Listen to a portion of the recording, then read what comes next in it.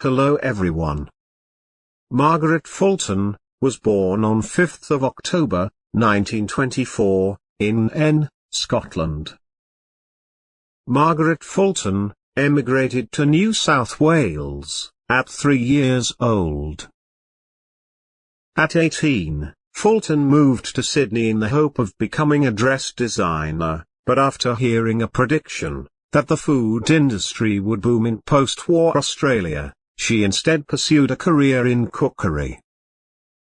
In 1947, Fulton took a position as a cooking teacher for a utility company, where she found her passion for developing easy-to-follow recipes, while teaching a class for visually impaired home cooks.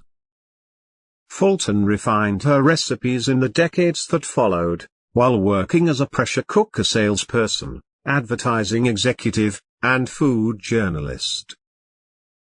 In 1968, she published the first of 25 cookbooks, titled The Margaret Fulton Cookbook, which has sold over 1.5 million copies. Happy birthday, Margaret Fulton! Thank you all for watching this video.